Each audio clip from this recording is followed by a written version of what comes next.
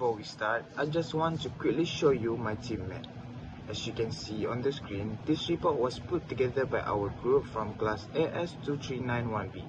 Everyone worked really hard to collect the information and look into the lab safety rules.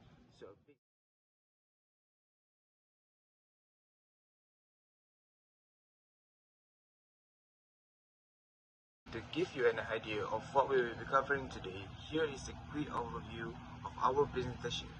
We will start with a brief introduction and lay out our objective and scope. Then we will look into the website and work unit distribution, followed by our assessment methodology and finding. Finally, we will wrap up with the discussion, our proposed recommendation, and our overall conclusion. Let's begin with the background of our assessment.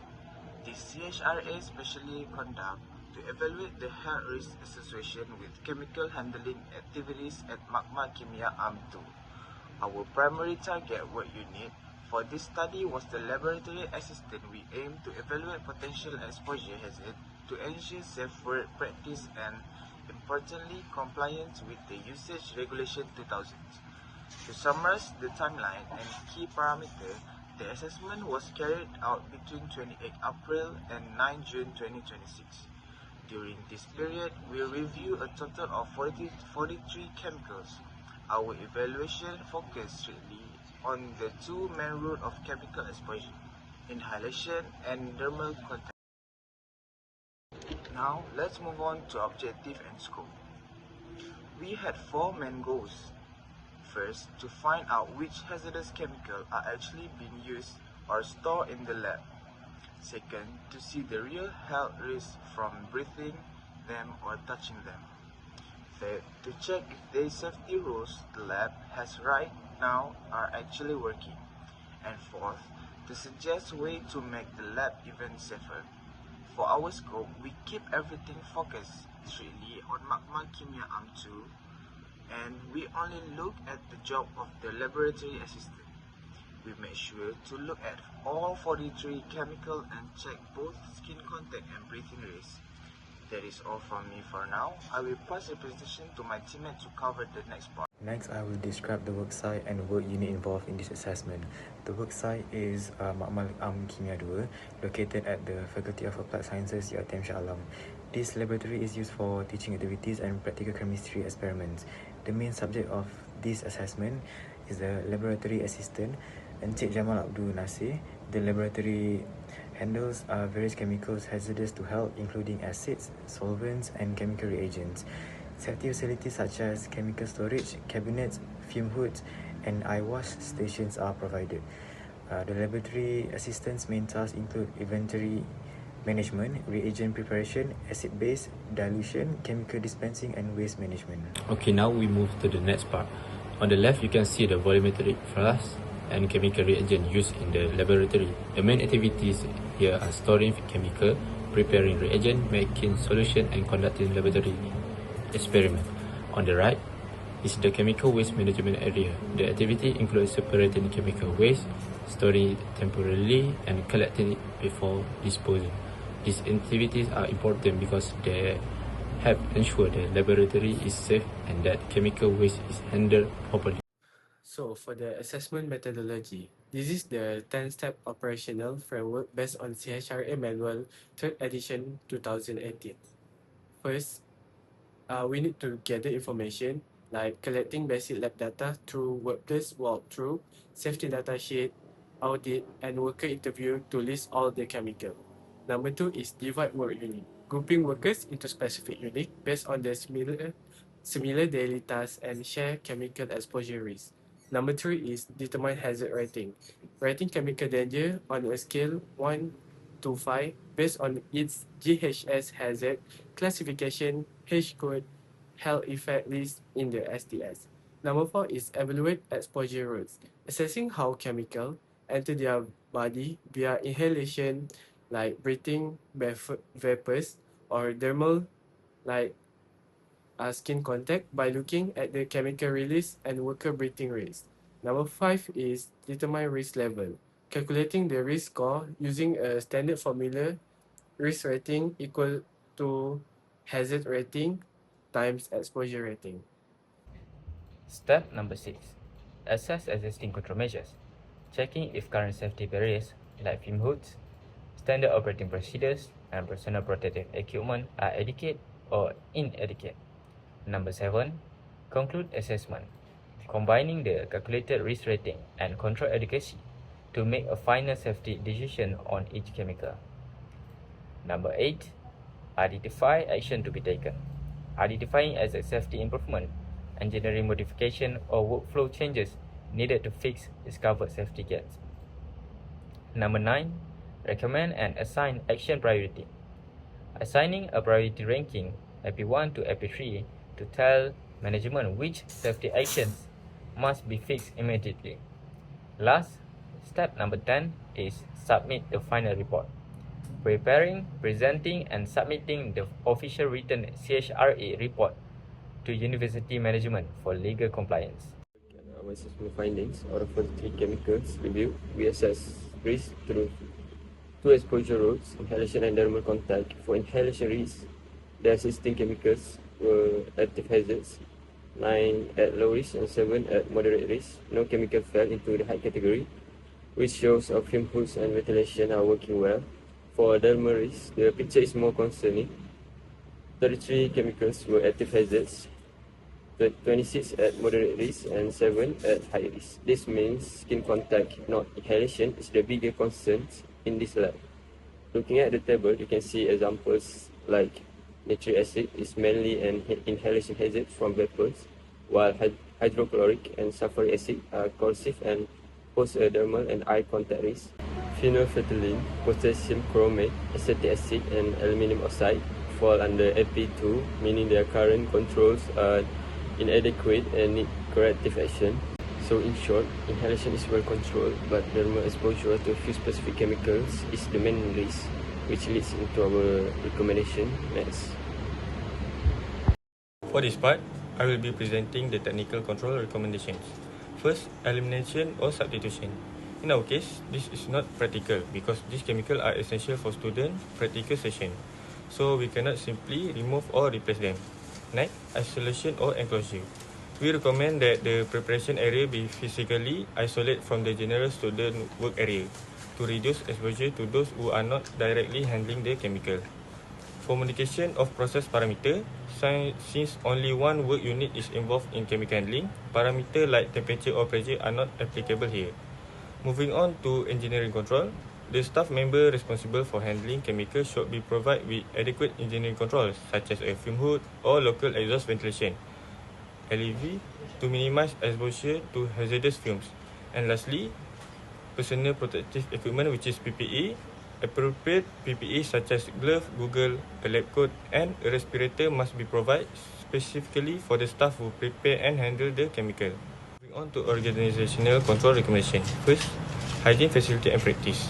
Hand washing facilities should be made available within or near the chemical preparation unit to support good hygiene after handling chemicals. Next, risk communication. It is important that clear or accessible hazard information is maintained at all times. This includes the chemical register, the safety data sheet or SDS, as well as label, warning sign, and the safe operating procedure. Lastly, adoption of safe work system and procedure. Since there are only one staff member handling the chemical preparation, with no second handler available to verify or assist, a documented safe work procedure should be developed specifically for this lone staff member to ensure consistency and safety even without supervision. Next, this slide presents the recommended emergency procedure and medical emergency response for the chemical handling process. Starting with the emergency procedure, the first recommendation is to establish a clear emergency response protocol and ensure that all staff members are familiar with it. Since only one person is responsible for handling the chemicals, a backup response plan is essential in case the chemical handler becomes injured or incapacitated during an emergency. Secondly, emergency showers and eye wash stations should be installed and kept easily accessible near the chemical preparation area. In addition, chemical spill kits must always be available and the staff members should be properly trained on how to use them effectively to manage accidental spills. Moving on to the medical emergency response, first aid supplies should be readily accessible at the chemical handling unit so that immediate treatment can be provided before further medical assistance arrives. Finally, the staff members should receive regular and updated emergency response training. This ensures that they are capable of responding to incidents independently and confidently, especially because they work alone while handling hazardous chemicals. Based on higher assessment, several control measures are recommended to reduce the risk of skin contact and inhalation exposure during chemical handling. Starting with skin exposure, the recommended control are mainly organized control. First, a personal hygiene procedure should be displayed near the staff washroom. This serves as a reminder to staff to wash their hands and follow proper hygiene practice after handling chemicals. Second, an accessible washroom should be located close to the chemical handling area. This allows staff to wash off any chemical contamination immediately in case of accidental skin contact. Third, appropriate personal protective clothing such as gloves and lab coats should always be provided and worn when handling hazardous chemical. This helps minimize direct skin exposure. Lastly, staff should maintain a safe working distance when dispensing chemical to students. This reduces the likelihood of accidental splash and protect both the staff and students. Move on inhalation exposure. The main concern is exposure to harmful chemical vapors. To minimize this risk, all chemical preparation, dilution and transfer involving volatile or corrosive chemicals should be carried out inside properly functioning chemical fume hood. In addition, the local exhaust ventilation (LEV) system should undergo regular inspection, maintenance and performance testing by those registered hygiene technicians at least once every 12 months to ensure it remains effective. Laboratory staff should also follow SOP by keeping chemical containers closed when not in use and applying correct laboratory technique to minimize vapor release during routine work. Finally, for emergency situation involving chemical vapors, appropriate respiratory protective equipment should be made available and users must receive proper fit testing and training before using equipment. Overall, this recommendation focus on strengthening organizational practice and engineering control. Also, the use of appropriate protective equipment to create a safer laboratory environment and reduce the risk associated with skin contact and inhalation exposure. Next, I will explain the recommendation for exposure monitoring. Exposure monitoring is carried out to ensure that workers are not exposed to hazardous chemical above the occupational exposure limits or OEL. This is important because some chemicals, especially volatile substances such as acids and solvents, can release harmful vapors during handling and preparation. We recommend conducting personal exposure monitoring for laboratory personnel who routinely handle volatile chemical hazards to help. This monitoring helps verify that the existing control measures, such as chemical fume hood and local exhaust ventilation (LEV) are effectively reducing workers' exposure. In addition, exposure monitoring should be repeated after LEV performance testing or whenever there are significant changes to laboratory processes, ventilation system, or the type of chemical being used. These changes may affect workers' exposure level and therefore be reassessed. Finally, all exposure monitoring reports should be properly documented and reviewed regularly. The result can be used to determine whether additional engineering control, administrative control, or personal protective equipment are required to further reduce chemical exposure. The final recommendation is medical surveillance. Medical surveillance is important for workers who are routinely exposed to hazardous chemicals because it helps detect occupational illness at an early stage before they become more serious. We recommend referring workers to a registered occupational health doctor or OHD to determine whether medical surveillance is necessary under the Use Regulations 2000. The OHD will assess the worker's exposure and recommend appropriate medical examinations. Workers should also be encouraged to report any symptoms related to chemical exposure, such as skin irritation, breathing difficulties, dizziness, or eye irritation. Early reporting allows prompt medical evaluation and treatment. Where recommended by the occupational health doctor, medical surveillance should include both pre-placement medical examination and periodic health examination throughout the worker's employment.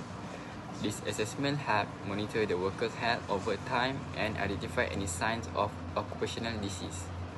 Lastly, all medical surveillance records should be kept confidential and reviewed periodically to identify any health trends. This information helps the employee evaluate whether current control measures are effective and whether further improvements are needed. By implementing both exposure monitoring and medical surveillance, the laboratory can better protect workers' health, ensure compliance with the Use Regulation 2000, and maintain a safe working environment.